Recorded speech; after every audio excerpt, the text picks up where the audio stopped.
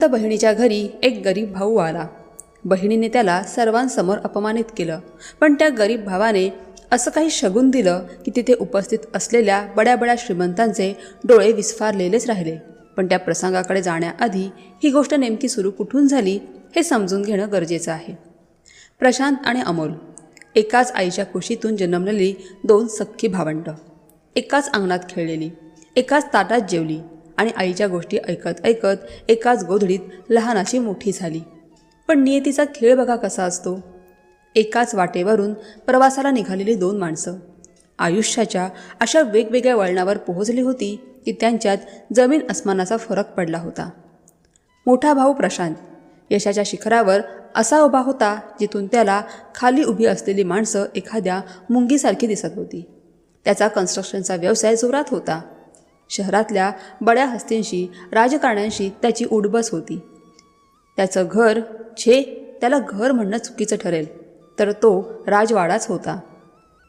Designer कपडे, आलिशान गाड्या, मोठ्या हॉटेल्समधील पार्ट्या आणि ती दिखाऊ शान.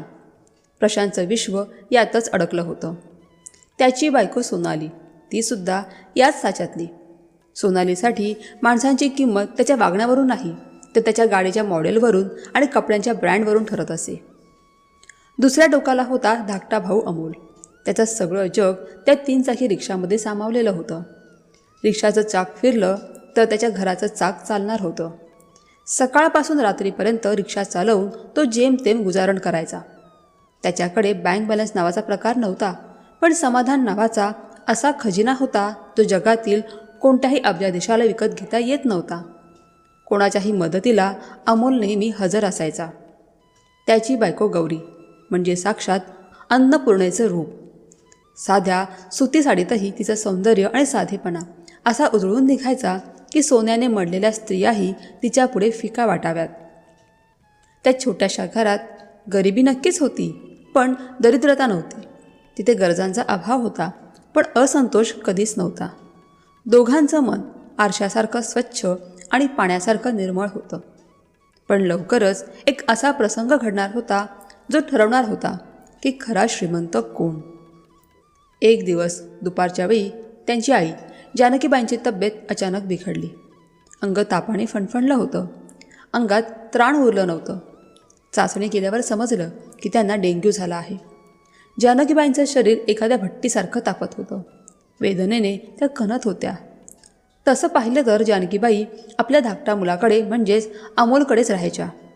पण आई आजारी आहे म्हटल्यावर कर्तव्य म्हणून ही बातमी मोठा मुलगा प्रशांतलाही कळवण्यात आली. आईची अशी अवस्था पाहून अमोलने एक क्षणाचाही विचार केला नाही. भर दुपारची पीक अवरची कमाई सोडून त्याने आपली रिक्षा काढली आणि तडक घरी धाव घेतली. त्याने आईला लगेच जवळच्या सरकारी दवाखान्यात नेलं. डॉक्टरांनी तपासलं, काही गोळ्या औषधं लिहून दिली आणि सक्त आरामाचा सल्ला दिला. घरी परतल्यावर अमोल आणि गौरी पूर्णपणे आईच्या सेवेत रुजू झाली. डॉक्टरांनी सांगितल्याप्रमाणे गौरीने आईच्या कपाळावर पाण्याच्या पट्ट्या ठेवल्या, हळद घातलेलं गरमागरम दूध तयार केलं आणि वेळेवर औषधं दिली. आईला काय हवं नको याची काळजी ते दोघं मनापासून घेत होते. इकडे प्रशांत साहेब मात्र 2 दिवसांनी आपली एक महत्त्वाची बिझनेस आटपून आईला बघायला आले. त्यांची ती चकचकीत आलिशान गाडी अमोलच्या चाळीबाहेर येऊन थांबली. जणू एखादा राजा आपल्या प्रजेच्या झोपडीला भेट द्यायला आला असावा. जेव्हा तो त्याची पत्नी सोनालीसोबत त्या छोट्या घरात शिरला तेव्हा त्याच्या महागड्या परफ्यूमच्या वासाने ते 10 बाय 10च्या खोलीतली हवाच बदलून गेली. आई, आता तब्येत कशी आहे? प्रशांतच्या आवाजात जिव्हाळ्यापेक्षा औपचारिकता जास्त होती. जानकीबाईंनी अशक्तपणाने डोळे उघडले. ओठांवर एक थकलेली पण समाधानी स्माईल आणत त्या म्हणाल्या, आधीपेक्षा बरी आहे रे बाळा, लवकरच बरी होईन. माझा अमोल आणि गौरी खूप जीव लावून सेवा करतायत माझी. तेवढ्यात गौरी ताजी फळं कापून आणि ज्यूसचा ग्लास एका साध्या स्टीलच्या ट्रेमधून घेऊन आली. ती प्रेमाने सासूबाईंना ज्यूस पाजू लागली. ते पाहून जानकीबाई कौतुकाने म्हणाल्या, बघतोयस ना प्रशांत, दिवसभर अशीच माझी सेवा करत असते. ही असताना मला काही होईल का रे? हे ऐकून सोनालीने न आवडल्यासारखा चेहरा केला. प्रशांतने खोलीत नजर फिरवली. जणू तो तिथल्या वस्तूंची किंमत ठरवत होता. नाकातून एक तुच्छतेचा आवाज काढत तो म्हणाला, शी, किती मच्छर आहे तिथे, बाप रे. अमोल, एखादा मॉस्किटो स्प्रे तरी मारायचा ना घरात. हे असं वातावरण ठेवल्यावर आई आजारी पडणार नाही तर काय होणार. त्याचं बोलणं ऐकून जानकीबाई म्हणाल्या, अरे, त्या स्प्रेच्या वासाचा मला त्रास होतो, खोकला येतो, म्हणून मीच अमोलला नको म्हणाले. थोडा वेळ दोन्ही दाम्पत्य शांत बसून राहिली. वातावरणात एक प्रकारचा तणाव होता. मग प्रशांतने विचारलं, कोणत्या डॉक्टरला दाखवलंय? अमोलने अतिशय सहजपणे उत्तर दिलं, दादा, इथे जवळच सरकारी दवाखाना आहे ना, तिथल्या डॉक्टरांना दाखवलंय. खूप चांगले डॉक्टर आहेत. व्यवस्थित इलाज चालू आहे आणि आईच्या तब्येतीत सुधारणाही आहे. काय, सरकारी दवाखाना? प्रशांत असा दचकला की जणू अमोलने खूप मोठा गुन्हा केलाय. तो ताडकन उभा राहिला. त्याचा चेहरा रागाने लाल झाला होता. तुझं डोकं ठिकाणावर आहे ना अमोल? माझी आई आणि सरकारी दवाखाना? त्याच्या कपाळावर आठ्या पडल्या. अमोल, तुझी हिंमतच कशी झाली आईला त्या सरकारी दवाखान्यात न्यायची? अरे, तिथे धड इलाज तरी होतो का? तिथे लोक फक्त मरणाची वाट बघत पडलेले असतात. आणि जर तुझ्याकडे पैसे नव्हते तर माझ्याकडे मागायचे ना. भिकारड्यासारखा वागायची काय गरज होती? अरे, कमीत कमी माझ्या स्टँडर्डचा तरी विचार करायचा होतास. लोक काय म्हणतील की प्रशांत देसाईची आई सरकारी दवाखान्यात पडली आहे? असं म्हणत त्याने खिशात हात घातला आणि पाकीट बाहेर काढू लागला. तो काहीतरी पैसे देणार इतक्यात जानकीबाईंनी थरथरत्या हाताने त्याला अडवलं. नको प्रशांत, मला कोणत्याच 5 स्टार हॉस्पिटलची गरज नाही आहे. माझ्यासाठी सर्वात मोठं औषध माझ्या लेकराचं प्रेम आहे, जे मला इथे भरभरून मिळतंय. जितकी मायेने सेवा ही दोघं करतायत ना, तितकी त्या मोठ्या दवाखान्यातल्या नर्सेसनी पण केली नसती. आईचं हे बोलणं प्रशांतच्या पचनी पडलं नाही. त्याने नाराजीने मान फिरवली. त्याच्या मनात एक विचार चमकून गेला. मी हवं तर शहरातल्या सर्वात मोठ्या स्पेशालिस्टला इथे उभं करू शकतो, पण या अशा मोडक्या तोडक्या घरात त्याला बोलावणं म्हणजे माझीच इज्जत घालवण्यासारखं आहे. त्याने लगेच खिशातून आपला महागडा आयफोन काढला आणि शहरातल्या एका नामांकित डॉक्टरला फोन लावला. फोनवर त्याने आईच्या लक्षणांची जुजबी माहिती दिली आणि फोन ठेवल्यावर एखादा तज्ज्ञासारखा सल्ला देऊ लागला.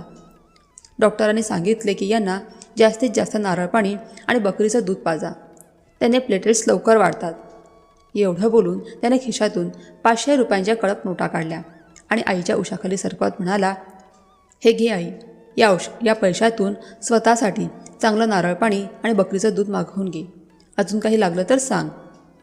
तेवढ्यात गौरी स्वयंपाकघरातून दुसरा ट्रे घेऊन आली. भाऊजी, ताई, तुम्ही पण ज्यूस घ्या ना, उन्हाचे आला आहात. प्रशांत आणि सोनालीने एकमेकांकडे पाहिलं. त्यांच्या चेहऱ्यावर एक विचित्र तिरस्काराचा भाव होता. जणू त्या ग्लासला हात लावला त्यांना काहीतरी संसर्ग होईल. ग्लासला हातही न लावता सोनालीने आपल्या मनगटावरचं महागडं घड्याळ बघत म्हटलं, नको नको, आम्हाला इच्छा नाही आहे आणि तसंही आम्हाला आता निघायला हवं. आमची संध्याकाळची फ्लाईट आहे, उशीर होतोय. प्रशांतनेही मान डोलावली. निघताना त्याने आईकडे बघून एक कोरडं औपचारिक वाक्य फेकलंच, स्वतःची काळजी घे आई. आणि ते दोघे तिथून असे बाहेर पडले जणू एखाद्या तुरुंगातून सुटका झाली असावी. त्यानंतर आईची साधी चौकशी करण्यासाठी सुद्धा त्यांचा एक फोन आला नाही. काही 1000 रुपये देऊन प्रशांतने आपला मोठा मुलगा असल्याचं कर्तव्य पार पडलं होतं, असा त्याचा समज झाला होता. जानकीबाईंच्या मनाला आपल्या मोठ्या मुलाचा आणि सुनेचा हा कोरडेपणा खूप लागला होता.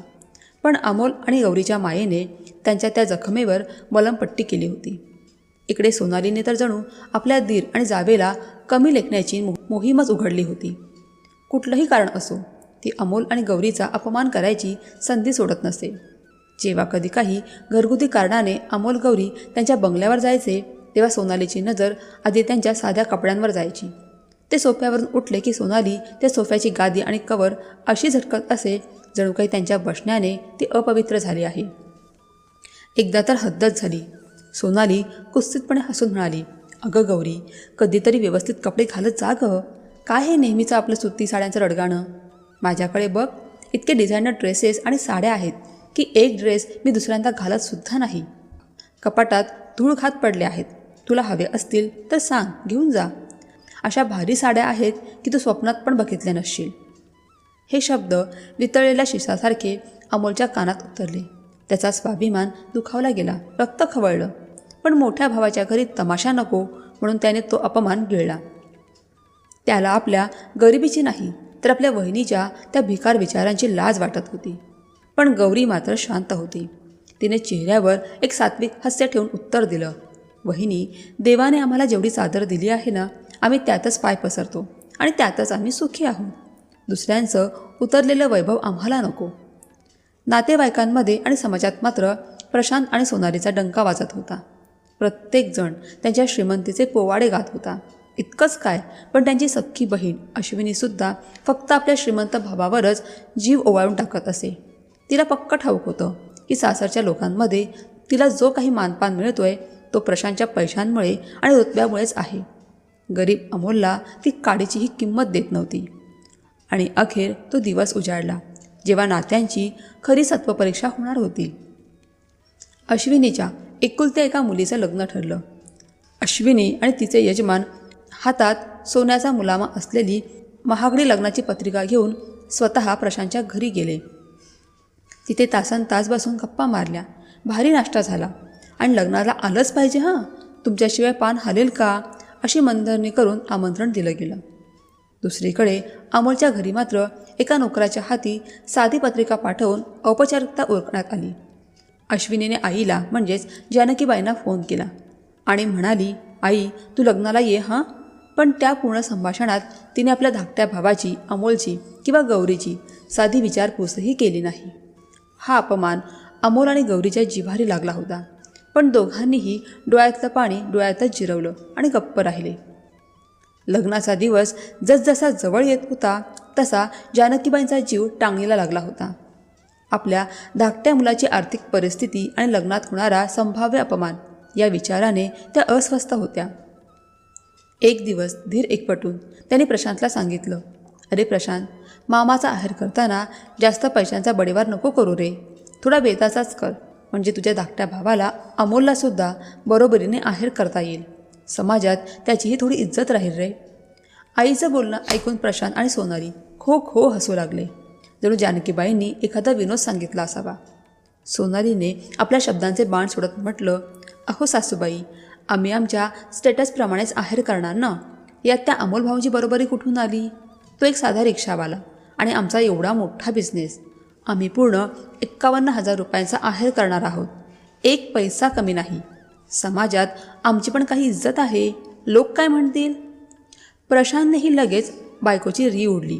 तो तर जणू याच संधीची वाट बघत होता जिथे तो आपल्या श्रीमंतीचं प्रदर्शन करू शकेल आणि धाकट्या भावाला त्याची लायकी दाखवू शकेल.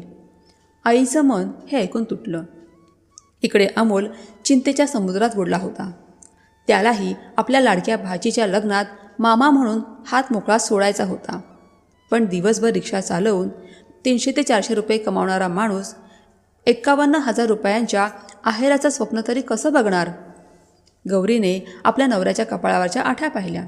तिने अमोलचा हात आपल्या हातात घेतला आणि म्हणाली, अहो, तुम्ही काय एवढा जीव जाळताय? नाती काय पैशांच्या तराजूत तोलली जातात का? ती तर प्रेम आणि आशीर्वादाने जपली जातात. आपण जे काही देऊ ते मनापासून देऊ. तरीही नवऱ्याची घालमेल कमी करण्यासाठी तिने कपाटातून एक डबा काढला. हे बघा, माझ्याकडे आईने दिलेल्या सोन्याच्या 2 बांगड्या आहेत, आपण त्या मोडूया. अमोलने ताडकन नकार दिला, नाही गौरी, अजिबात नाही. ती तुझ्या आईची शेवटची आठवण आहे आणि ते तुझं स्त्रीधन आहे. आपली इज्जत वाचवण्यासाठी मी तुझे दागिने कधीच विकणार नाही. मी बघतो काहीतरी, मित्रांकडून उसनवारी करून बघतो. त्याने मित्रांकडून पैसे जमवण्याचा खूप प्रयत्न केला, पण कोणाकडेच एवढी मोठी रक्कम नव्हती. लग्नाच्या 1 दिवस आधी जेव्हा ते काही कामानिमित्त प्रशांतच्या घरी गेले तेव्हा सोनालीने अपमानाची हद्दच पार केली. ती म्हणाली, अमोल, खरं सांगू, तुम्ही दोघांनी लग्नाला येऊच नये असं मला वाटतं. तुमचे हे असे साधे कपडे आणि तो किरकोळ आहेर बघून लोक काय म्हणतील? उगीच अश्विनीच्या सासरच्यांसमोर आमची आणि तिची नाचक्की होईल. हे ऐकून अमोलचा उरला सुरला धीर सुटला. काळजात सर्र झालं. त्याला वाटलं कुणीतरी त्याच्या आत्मसन्मानावर हातोडा मारलाय. त्याला खूप काही बोलायचं होतं, पण थोरल्या भावाचं घर आणि आपण धाकटे आहोत या मर्यादेमुळे त्याचे ओठ शिवले गेले. जड अंतःकरणाने तो घरी परतला. त्या रात्री अमोलला झोपच लागली नाही. दुसऱ्या दिवशी अमोल आपली आई आणि बायकोला घेऊन आपल्या रिक्षातून लग्नाच्या हॉलवर पोहोचला. रिक्षाच्या इंजिनचा फटफट आवाज तिथल्या महागड्या गाड्यांच्या हॉर्नच्या आवाजात दाबला गेला. ते रिक्षेतून उतरतच होते की तेवढ्यात मागून एक चमचमीत पूर्णपणे नवीन लक्झरी कार येऊन थांबली. प्रशांतने ती 80 लाखांची गाडी त्याच दिवशी शोरूममधून काढली होती, फक्त लग्नात रुबाब दाखवण्यासाठी. तो मोठ्या ऐटीत खाली उतरला. संपूर्ण लग्नात फक्त आणि फक्त प्रशांत आणि सोनालीचीच चर्चा होती. कुणी प्रशांतच्या सुटाचं कौतुक करत होतं, तर कुणी सोनालीच्या लाखांच्या हिऱ्याचं सेटचं. मुहूर्त लागला. प्रशांतने सर्वांसमोर अगदी ताठ मानेने बहीण अश्विनीच्या हातात 51,000 रुपयांचं जाडजूड पाकिट ठेवलं. कॅमेऱ्याचे फ्लॅश चमकले. टाळ्यांचा कडकडाट झाला. प्रशांतची छाती अभिमानाने फुगली होती. पण आता वेळ होती गरीब मामाच्या आहेराची. अमोल मान खाली घालून हळूच कोपऱ्यात उभ्या असलेल्या आपल्या बहिणीजवळ अश्विनीजवळ गेला. त्याने आपल्या खिशातून एक छोटंसं पाकिट काढलं, ज्यात फक्त 1,101 रुपये होते आणि ते शांतपणे तिच्या हातात दिलं. अश्विनीने ते पाकिट घेतलं खरं, पण तिच्या डोळ्यात ना आनंद होता ना कृतज्ञता. होती ती फक्त कोरडी औपचारिकता. संपूर्ण सोहळ्यात अमोल आणि गौरी एखाद्या परक्यासारखे एका कोपऱ्यात उभे होते. लोक त्यांच्या जवळून असे जात होते जणू ते तिथे अस्तित्वातच नाहीत. अश्विनी आणि तिच्या पतीनेही कसे आहात या पलीकडे त्यांच्याशी काहीच संवाद साधला नाही. दुसरीकडे मात्र आपल्या श्रीमंत मोठ्या भावाला प्रशांतला आणि वहिनीला अश्विनी मोठ्या अभिमानाने आपल्या सासरच्या मंडळींशी ओळख करून देत होती. हे बघा, हे माझे मोठे भाऊ. शहरात खूप मोठं नाव आहे त्यांचं. मोठं कन्स्ट्रक्शनचं काम आहे. जानकीबाईंचं काळीज आपल्या धाकट्या लेकाच्या या अपमानाने तिळ तिळ तुटत होतं. त्या मनातल्या मनात देवाकडे फक्त एकच प्रार्थना करत होत्या, देवा, माझ्या ह्या गरीब लेकालाही कधीतरी चांगले दिवस दाखव, त्यालाही समाजात मान मिळू दे. असं एकदाचा लग्न सोहळा पार पडला. मुलीच्या सासरी जाण्याची वेळ आली तसं वातावरण भावूक झालं. जड अंतःकरणाने अश्विनीने आपल्या लेकीला निरोप दिला. रिवाजाप्रमाणे नवरीचा भाऊ म्हणजे अश्विनीचा मुलगा तिच्यासोबत गेला. पाहुणे मंडळी हळूहळू पांगू लागली. आता मंडपात फक्त जवळचे घरचे लोक आणि मंडपवाले मजूर उरले होते, जे आपलं सामान आवरायला लागले होते. या धावपळीत अचानक एका मजुराचा पाय घसरला आणि लोखंडाचा एक भक्कम खांब सरळ अश्विनीचे यजमान राजेशराव यांच्या डोक्यावर आदळला. एक क्षणभर सगळे सुन्न झाले आणि पुढच्या क्षणी किंकाळ्यांनी तो मंडप हादरला. राजेशरावांच्या डोक्यातून रक्ताची धार लागली आणि ते तिथेच जमिनीवर कोसळले. अश्विनी वेड्यासारखी ओरडली, अहो, कुणीतरी काहीतरी करा, यांना दवाखान्यात न्या हो. तिची नजर सर्वात आधी आपला श्रीमंत आणि साधन संपन्न भाऊ प्रशांतवर पडली. दादा, दादा, लवकर गाडी काढ रे, बघ किती रक्त वाहत आहे. अश्विनीचा जीव कासावीस झाला होता. एक क्षण प्रशांत आपल्या जागेवरून हलला, पण त्याचे पाऊल त्याच्या नव्या कोरा कारकडे वळण्याआधीच थबकले.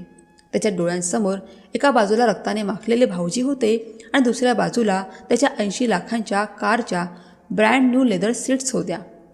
त्याच्या मेंदूत माणुसकी आणि भौतिक सुख यांच्यात एक भीषण युद्ध झाले. रक्ताचे डाग नव्या सीटवर. हे डाग सहजासहजी जाणार नाहीत. गाडी खराब होईल.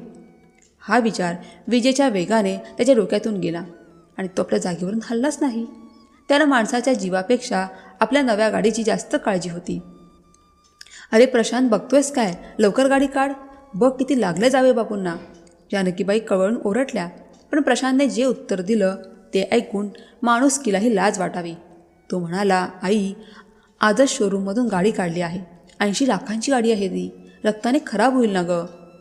हे ऐकून अश्विनी आणि जानकीबाईंच्या पायाखालची जमीनच सरकली. ज्या भावाच्या श्रीमंतीचा अश्विनीला आजवर एवढा अभिमान होता, त्या भावाचं हे रूप पाहून ती आतून हादरून गेली. तेवढ्यात मागून फटफट असा ओळखीचा आवाज आला. अमोल आपली रिक्षा घेऊन तिथे हजर झाला.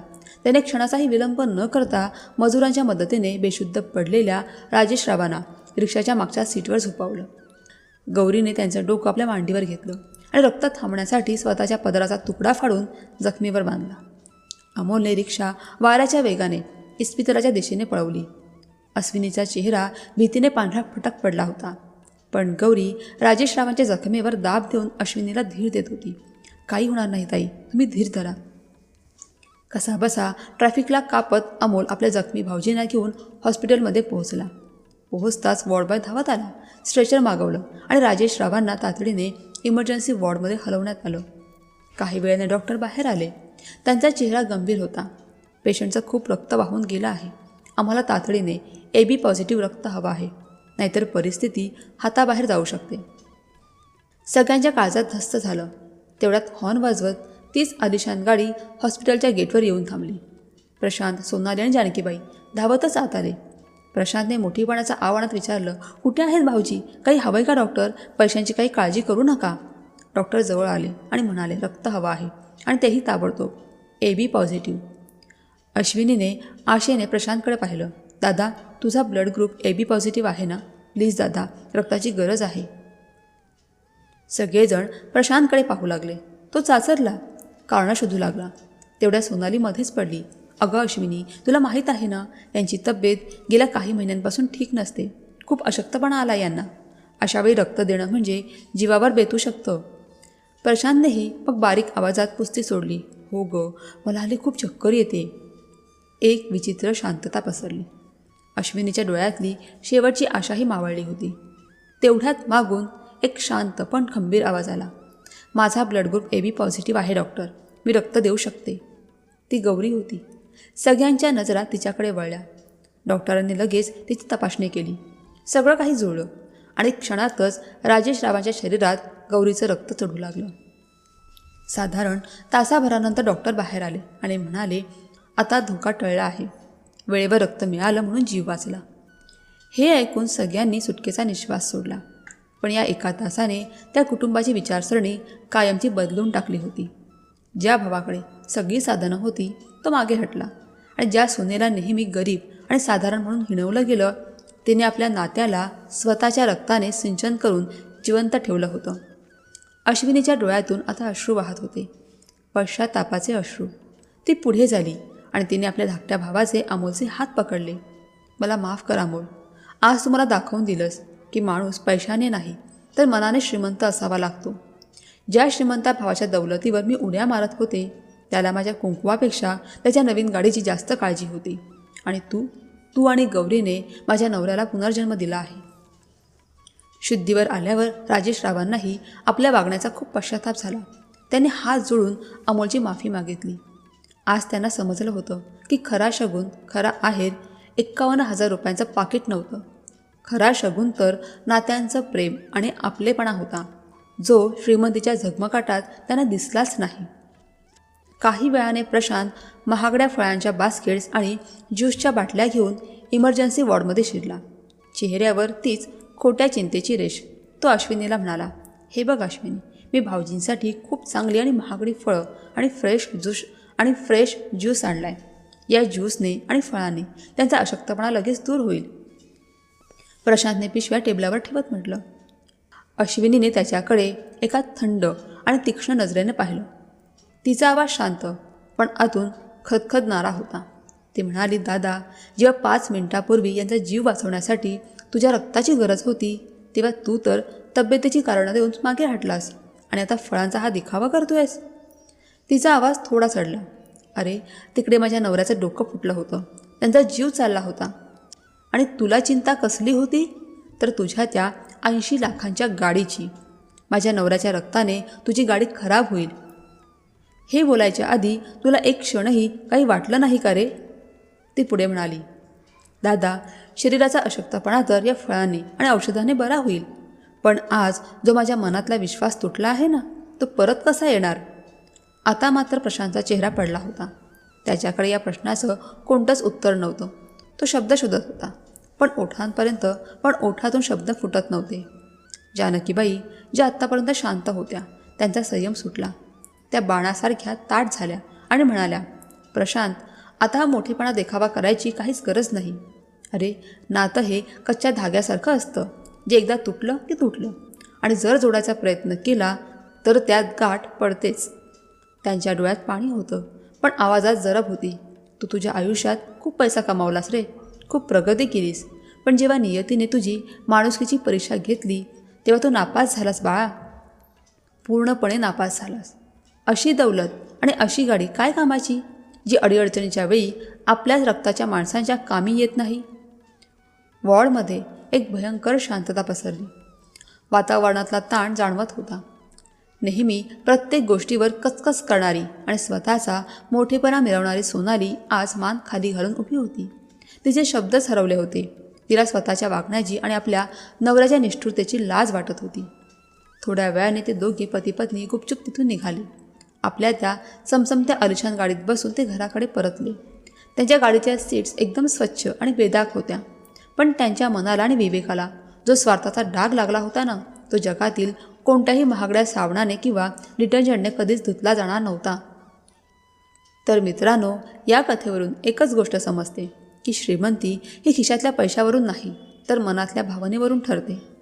तुम्हाला ही कथा कशी वाटली हे आम्हाला कमेंट करून नक्की सांगा. तसेच आपल्या महाराष्ट्रातील कोणत्या गावातून किंवा शहरातून तुम्ही आमची ही कथा ऐकत आहात हेही कमेंट करायला विसरू नका. जर कथा आवडली असेल तर व्हिडिओला लाईक करा आणि आपल्या चॅनलला सबस्क्राईब नक्की करा, जेणेकरून अशाच नवनवीन आणि हृदयस्पर्शी कथा आम्ही तुमच्यासाठी घेऊन येऊ शकू. धन्यवाद.